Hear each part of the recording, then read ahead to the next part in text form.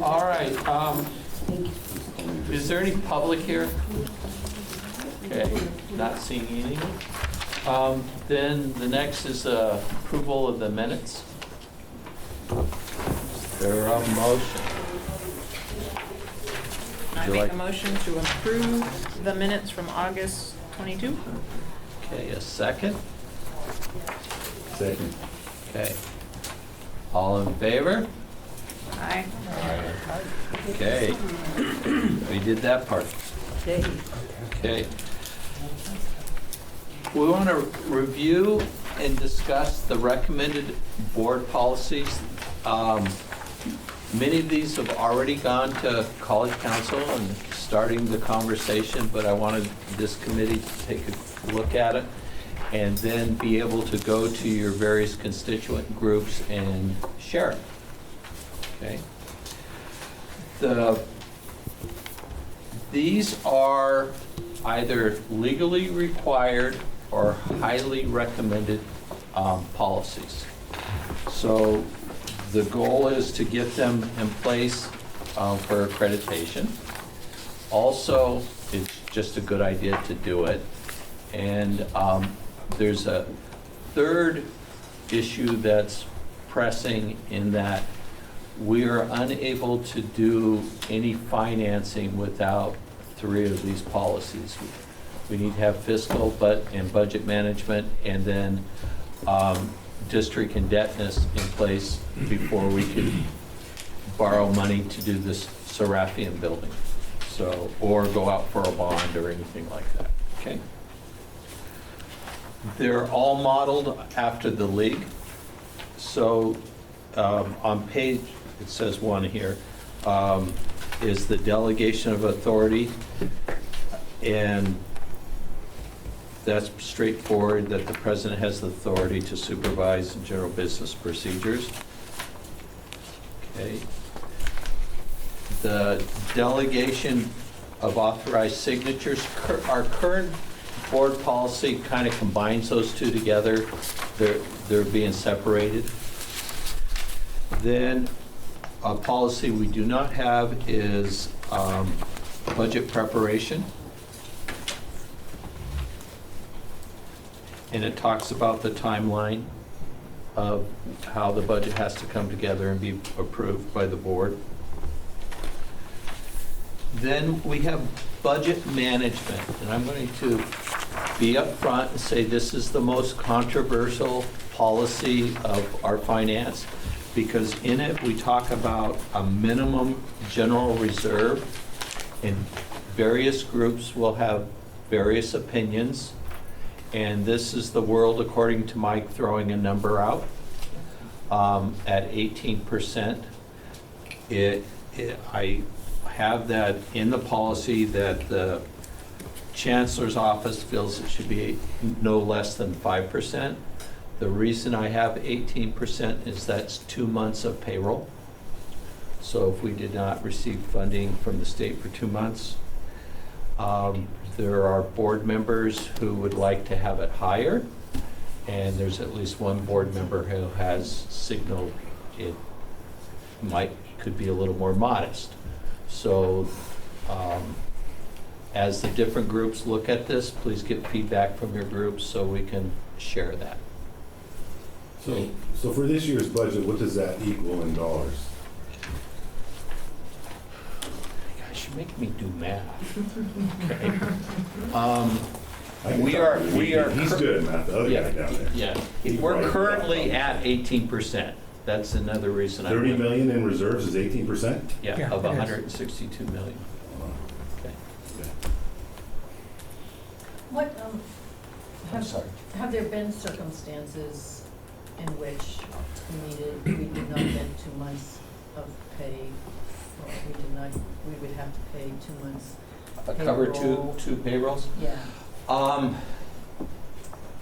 For those of us that are a little older, Oh, I- that we remember Pete Wilson Yes. and not getting a budget adopted until October. Pete Wilson's been gone for a long time. There is also now a state law Law change. that if the state does not approve a budget by the 15th of June, I believe it is, and send it to the governor, they don't get paid. Doesn't mean they put a good one together, but they manage to still get paid somehow. So there's that to consider. But this is, the other issue we have is in community colleges, we do not have a guaranteed apportionment where that if there isn't a budget, it would continue like K-12. And also, we do not have backfill of property taxes. So if our property taxes do not come in, we have to make up the deficit. And what this really comes down to is what is our collective risk tolerance? And I'm not saying there's a right or a wrong. 10%, I would certainly be nervous. So, This go ahead. is, I'm sorry. you know, so this is for discussion and to involve the college community. So, taking all that into consideration, what do most colleges have as a reserve? Have they looked at that? Has that even been looked at to say, you know, because if everybody else is running 10%, but PCC feels like they need to run at 18%, I think that would need to be explained. Correct. And that would be a good research project for me, and to look at like size. Not me. Totally. He's giving you work. Okay. I thought you were the office that does that stuff. Not that stuff. Oh, no, that's not. I do know there's, Have a growth mindset, Crystal. No, he's actually, through research and it must be Crystal. yeah, That's because you're the best at it we have, so. there are colleges out that have 30%, districts that have 30%. I'm sure there's some with less. I'll take a look at that. And so I don't have to look at the whole 116. Should we just say roughly the same size? I'm not trying to create work for you. Yeah. Any stretch of the Well, imagination. another question, so the chancellor's office requires the 5%, right? Is it a requirement or is it a recommendation?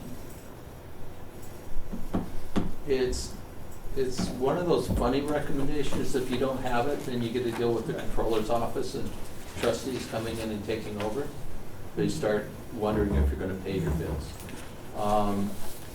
So Do they have it's an average on their, like with Data Mart, have an average on their website? I haven't looked, Okay. to be honest No. with you.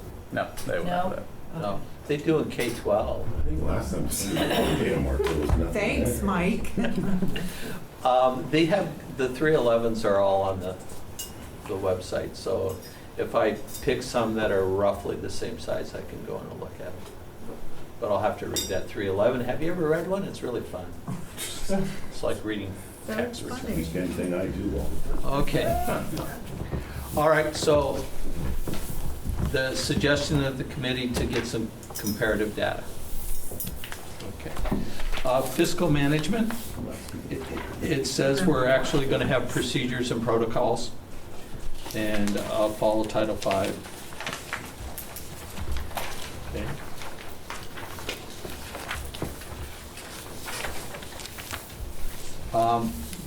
The debt issuance one is a relatively new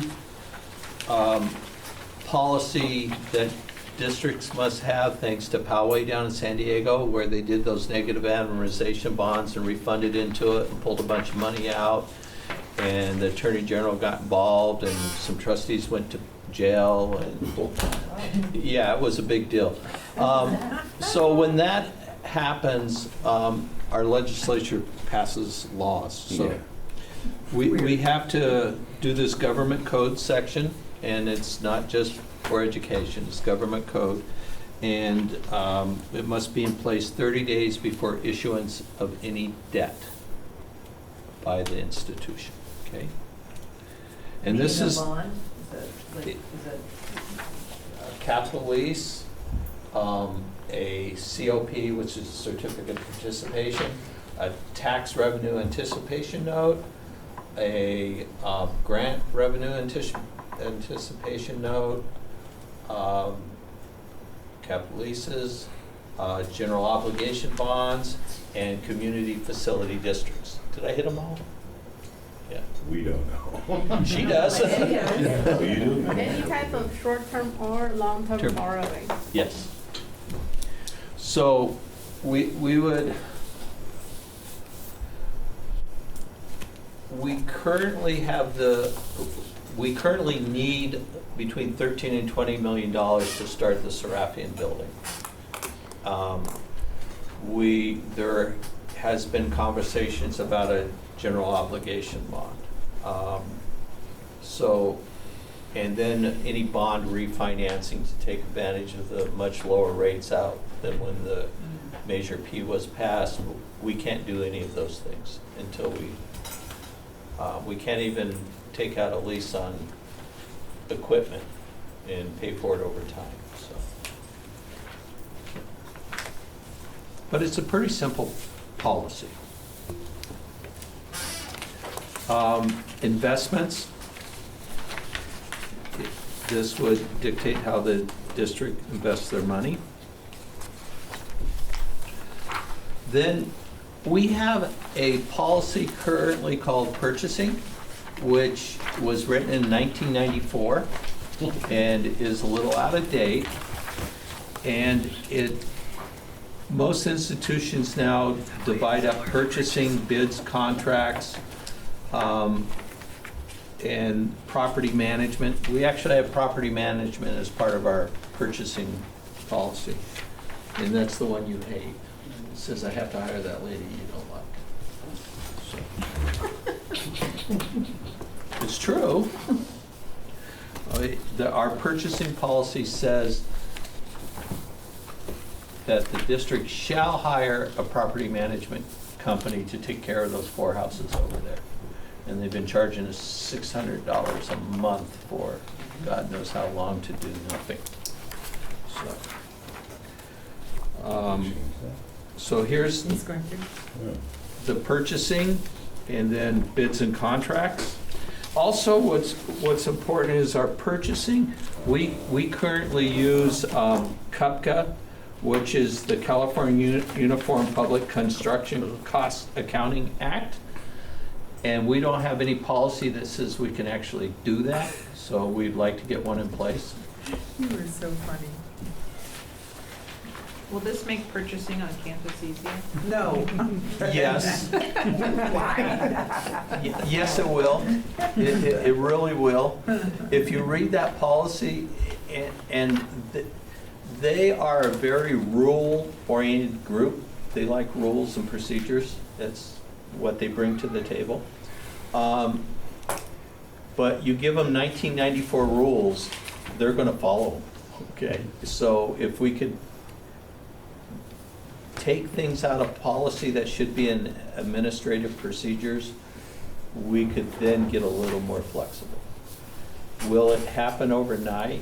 No, because we have to come up with the new things, but there are things that George, who gets most of the credit for being stubborn, he would like to issue P cards to people to be doing a lot of their buying of supplies and stuff, because then we could get rebates back and things like that, but we can't do it under the current policies.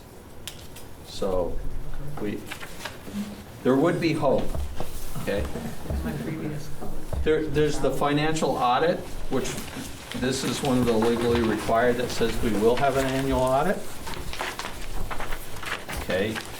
The next one, 6450, is not legally required, but I highly recommend it because it says that if the district issues you a cell phone, it's for business purposes only, and we do not have to 1099 you for your taxes. So it's just stating that it's for business purposes only.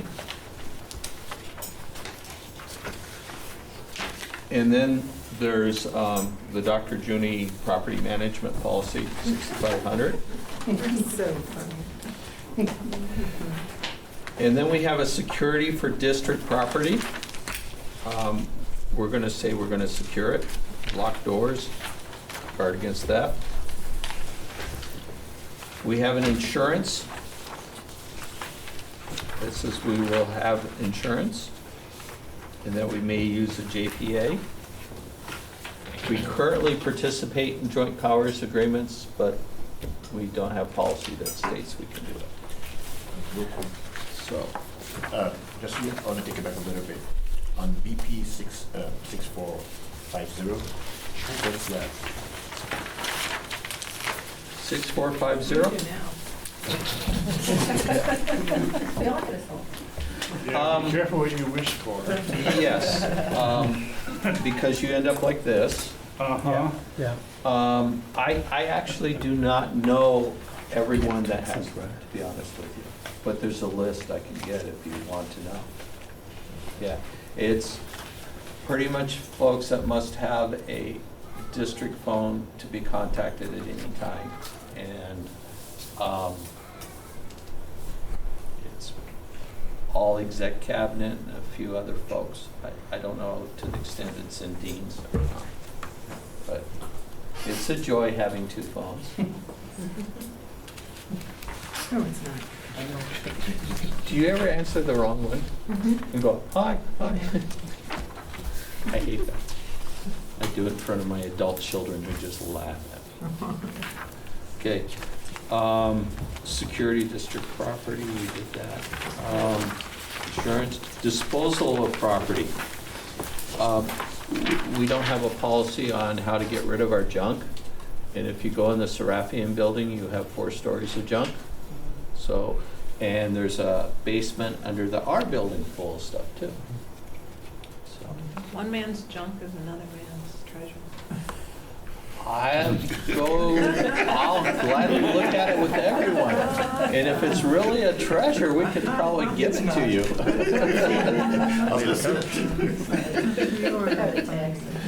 Yeah. Yeah, I know. Capital construction. We need to get this in place for our building.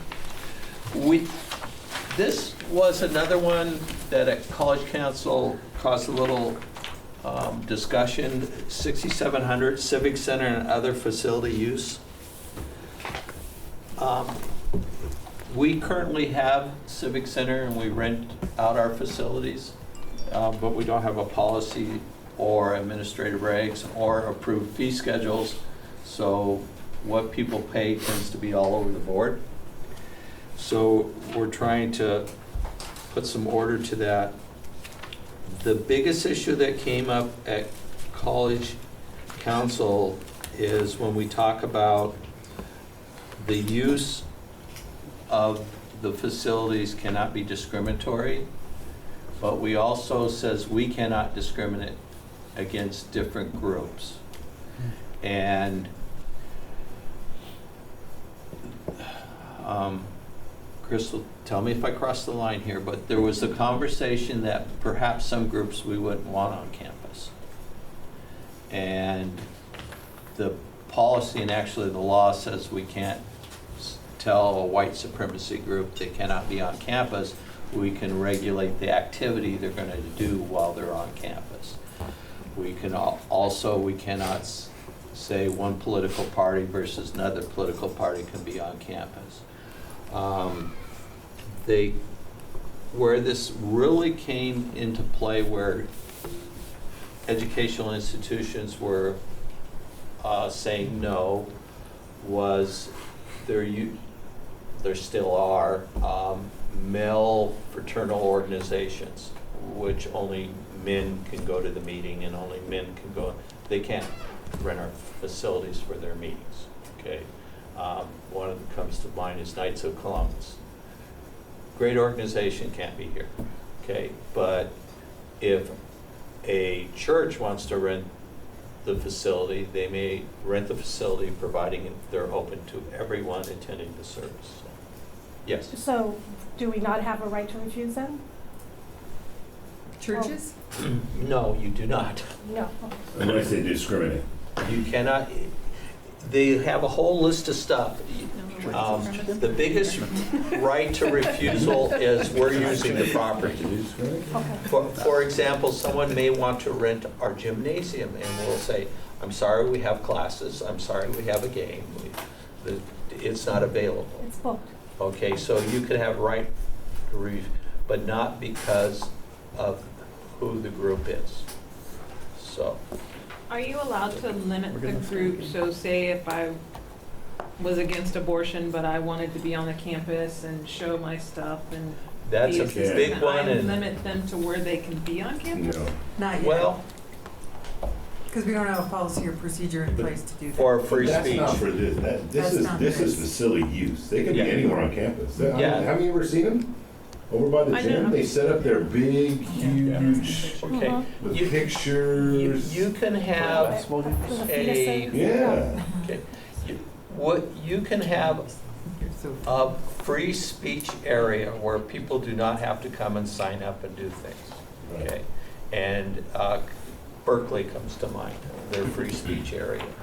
They'll all be giving speeches up there. It's kind of entertaining. I thought that most of those were struck down, No, Most, challenged. correct, but not struck down, extremely limited on what an institution can do. there are some that have made it through and successfully when challenged. Yeah, so they cannot disrupt the educational process. The courts have upheld that. They cannot impede a student's traffic. So you can't have those aggressive signature people and students, if a student says no thank you, they have to leave.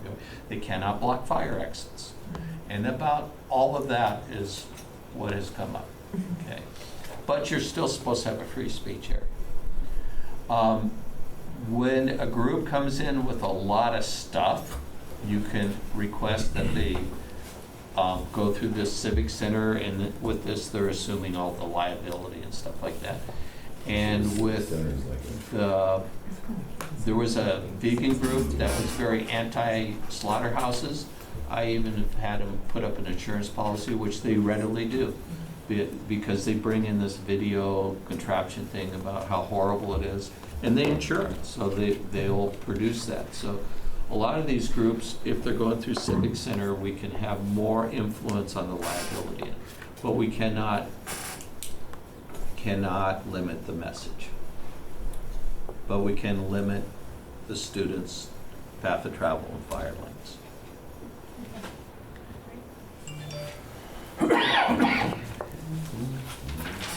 Any other questions or concerns with this? Okay. Citizens Oversight Committee, we have one of those, but we don't have a policy. So, and most likely, well, I shouldn't say that. There is a good chance that they would want to do a Prop 39 bond on the next bond because of the lower threshold to pass it, which would then require one. What is a Prop 39? It is a lower threshold instead of a supermajority. Oh, the Thirds. 55? Yeah. Yeah.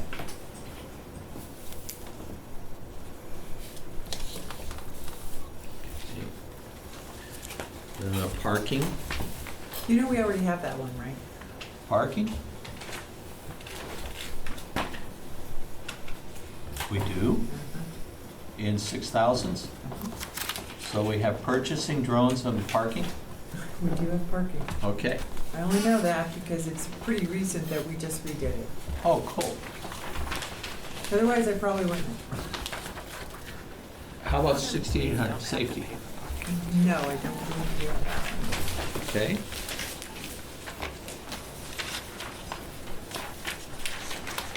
And then occupational safety.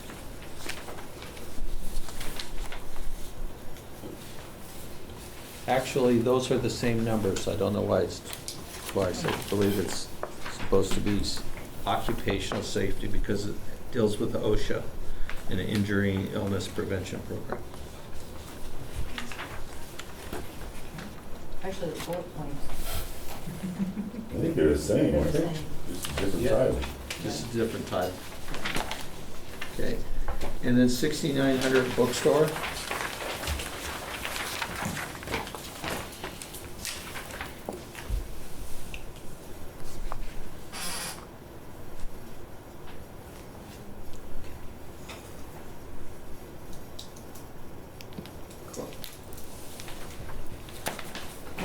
usually requires to that, is that where they're not tracking what you call?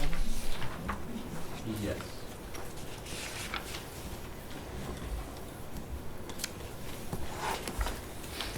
Or the, more importantly, they're not disclosing what you're buying.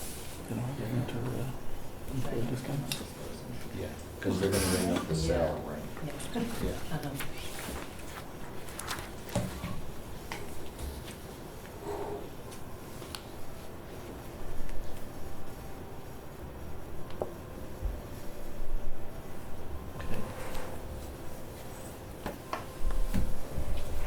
So what are we gonna do? I would hope that you would share it with your constituents and bring it back. It's currently working through College Council, and then it will go to the board. So we want them well vetted. I'm looking to, quote, fast-track things, so I would hope that it would be vetted fairly quickly. And So is this group gonna vote on these? Or just,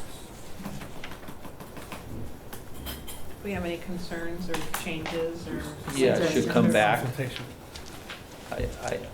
I guess, Mark, and I might be wrong, I think they're pretty mundane, Yeah. but if something is an issue or there's this recommendation like how much reserves to have, we should be able to articulate it and document it, and so we could say, this was our concern. yeah, okay. My hope is to, to get the board to act on this on a relatively tight timeframe. So would that be this month in a board meeting or in No, November? not, Okay. hopefully November, actually, probably some in November and the rest in December. Okay. So we would be able to do a COP in the spring. Okay. So you're looking at maybe the next Brac meeting we bring back. Correct. And if there's a major issue, let us know. We'll email everyone right away so they can consider it also. So.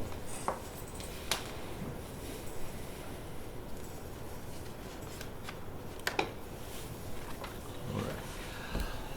Our student isn't here, but he was one of the individuals that brought up the next agenda item, the coordination and integrated planning with Brac.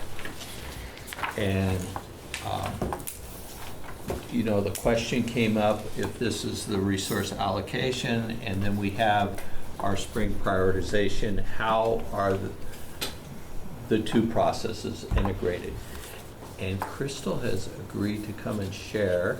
She straightened out my mind about how Brac is invited to participate in the fall and in the spring to help with the ranking. Yes, they do. And then from there, it goes to College Council. Council, correct. Okay. So, good. And then hopefully magical things happen. Yes. Is everyone comfortable with that process? Or is there concerns? Or, I'm the new guy, so. I have concerns. I've participated in that a few times. I did not participate in the last one. That was at a conference. But it seemed kind of like it was just rubber stamping and not really a thorough consideration of my recollection of these is we're given big sheets with tons and tons of requests on them, and it's pretty much impossible to, really thoroughly consider them and give them the credit that they deserve, or the attention they deserve. And I also feel like, that even as much as I might want to make decisions about where all the money goes in the college, I think that, you really need to have a pretty broad overview of it. I don't know how I'm going to decide what should happen in PE or athletics, right? Because I'm not in there.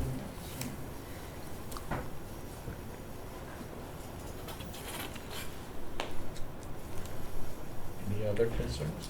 I would say that once we do the integrated planning in the spring, this group, and I'm not sure if any other group outside of college council gets to see what actually fell out of that. And that the rankings and the voting, and so what's moving forward. And then all of a sudden we get, hey, you got this, and you need to spend your money by this date. What did everybody else get? It lacks transparency. Okay. All right. Process So, after spring. Right. So we ranked last spring, and then sometime this academic year, we'll get money for whatever fell out. But we don't know what that was. okay. Do you know what the rankings that came out of the, okay, so we could start with making sure, because, okay. So what would be good, and I have to tell you, a lot of this is my fault. I'm gonna play the new guy card.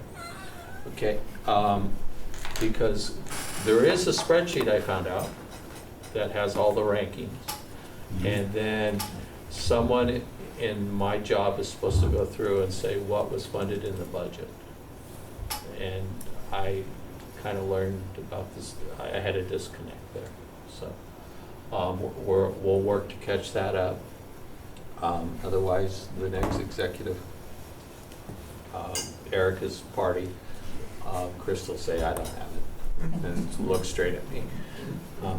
So I will work on that, and then we'll need to work on a way to make it transparent.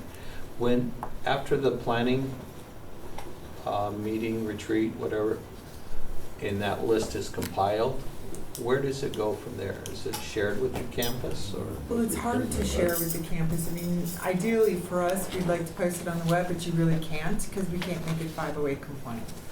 Oh, See, that's always the challenge for us because it's big. And Campus. we worked very diligently to maintain everything that was asked for and the filtering process throughout. I mean, it's like a massive job on David's part to do that and track all the items, including those things that get funded in different ways before they even get to the budget retreat. We track all of that in a spreadsheet. We just don't know what to do with it because it's so big and we can't post it on the web because we can't make it 508 compliant. So if you have any ideas, we don't particularly like to care to hang on to it. It doesn't do us any good in our office. But we don't know what to do with it because we can't put it on the web. We can share it. What about Canvas? I'm open, wherever you, I mean, we're open to putting it wherever you think it can go. I think maybe there's a possibility we could try maybe in the portals or something that are more, that's but what I was don't know. thinking. I just don't, we don't know what to do with it. Right. We have it, we just don't know what to do with it. I don't know if a internal portal has to be 508 compliant. Yeah, that's, I don't know either. I don't know But I that don't think rule. so. Do you know? If an No, internal. internal doesn't have to be, but there needs to be a notation for employees particularly, who need assistance, to be able to have some sort of contact, to be able to get whatever they need to be able to read the document. Okay. Unlike the public, which is far more Right. restricted. So we do employ a service through DSPS to translate documentation into 508 compliance. So faculty reach out to DSPS regularly to convert their materials. I believe that Mark Mintz is the person who's in charge of that. I don't know that he's willing to translate this giant document or that it would be at a reasonable cost. Yeah. It's pretty massive. I believe you.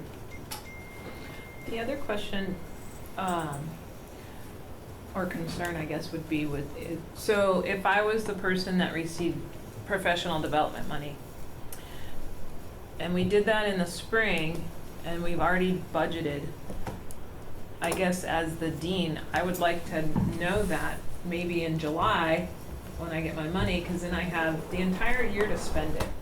I feel like now, we might find out in late December or in January, and then you have to spend it by this amount of time, or you lose it. and you don't get enough time to spend it, because you find out about it so late. Well, if I knew in July, I Right. had that whole entire time to do that. Plus you miss all the professional development opportunities. And that's just Yes. one area, I mean, it could be equipment, and it takes time with purchasing and Right. all of that stuff, and so if we did it in last spring, why don't we know about it and have the entire academic year to spend that money, or until the budget closes for auditing, would be more reasonable, because I feel like if all of a sudden you're at a rush to try and spend money that you didn't even know you had Right. in a reasonable amount of time.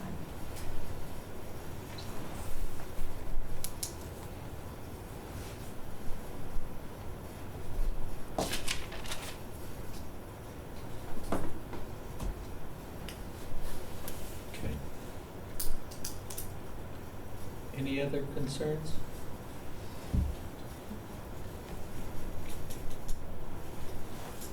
I wish I had the answers to all this, but I'm gonna have to work on it. We have a need to have greater transparency in budgets and finance, and we're trying to work on solutions that it's available to everyone. And not just your budget responsibility, but the whole college's budget, if you wanted to go look and do comparisons and things. So we're working on that.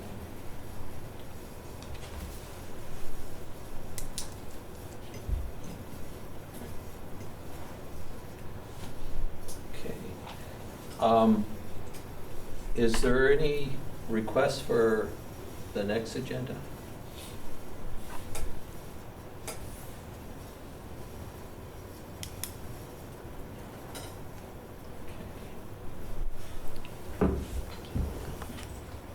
All right, if something pressing comes up, let me know.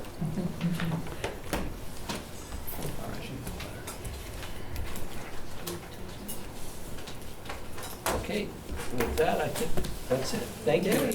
Thank you.